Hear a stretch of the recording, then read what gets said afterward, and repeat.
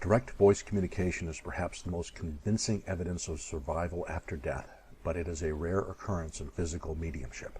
However, it is one of the most widely tested forms of communication, as Nandor Fodor reports in his Encyclopedia of Psychic Science. The medium was often asked to hold water in her mouth to see whether the voices are independent.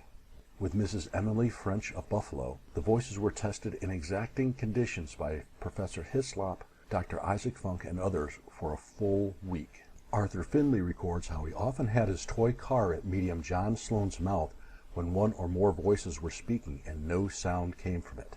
In other experiments, a special solution was used which, under the effect of saliva, changes color in proportion to the time which it is held in the mouth.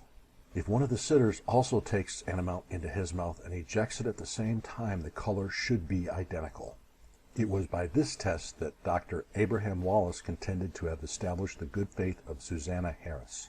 In his book, No, Not Dead, They Live, Dr. Wilson G. Bailey gave this testimony. I filled her mouth with water and then with salt, and still the voice came through without interruption or impediment, and I also punctured her arm when in trance, and although I drew blood, she did not feel any pain. Some direct voice mediums require no trance or darkness at all.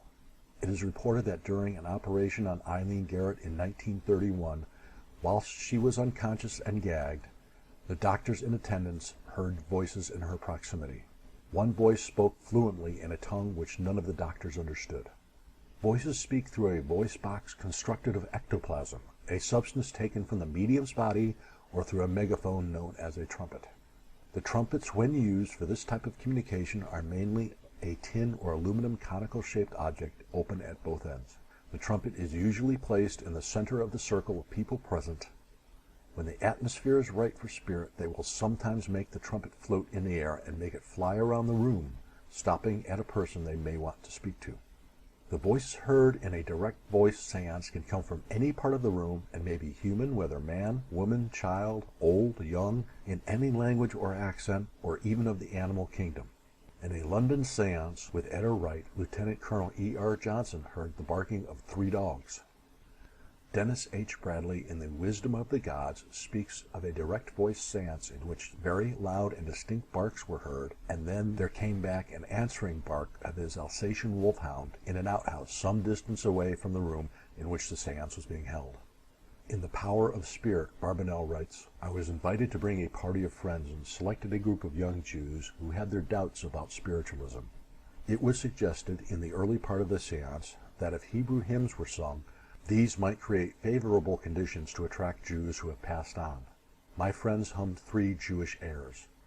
2 of them were often sung in synagogues. The third is regarded as a Jewish national anthem. My friends did not know, except for a few fragments, the words of these compositions.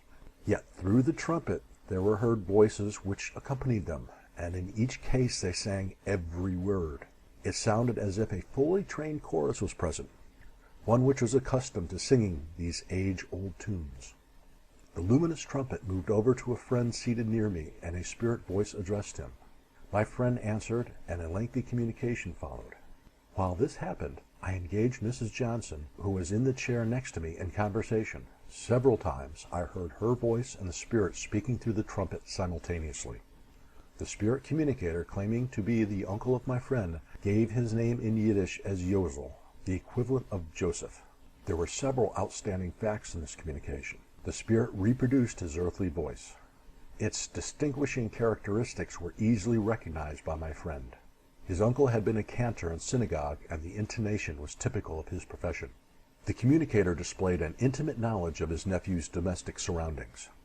He referred to the fact that my friend's mother, the uncle's sister, was at the time in hospital, and the doctors had broached the subject of an operation. They wanted the family to give their consent. The suggested operation was a most difficult one, for they were told its chances of success were 1 in 1,000.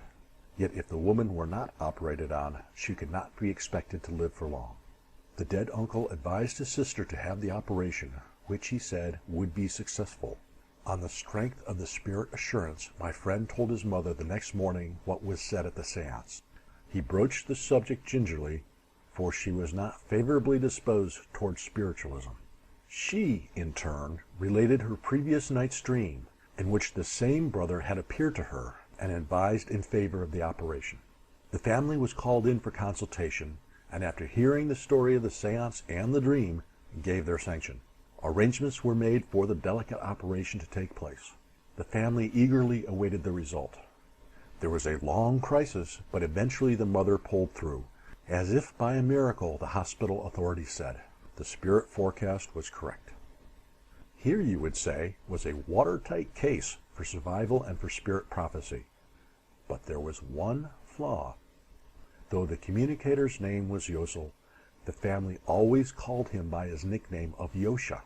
This would be the equivalent to a man named Joseph being called Joe. It seems strange to me, said the nephew, that my uncle should not have given his name by which the family always knew him. Perhaps in his eagerness to get the message through, I replied, it escaped his memory. That may be so, I was told, but is the only flaw in an otherwise perfect case. A few days later, there was a dramatic sequel. Once again, I took a party of friends to another Mrs. Robert Johnson seance. The nephew was included. About halfway through the sitting, the trumpet moved close to him. The same voice of his uncle spoke once more. On this occasion, however, there was no greeting and there was no sustained conversation. Instead, the spirit merely said 5 times, Yosha, Yosha, Yosha, Yosha, Yosha. The trumpet then moved away. The communicator had returned to correct his mistake.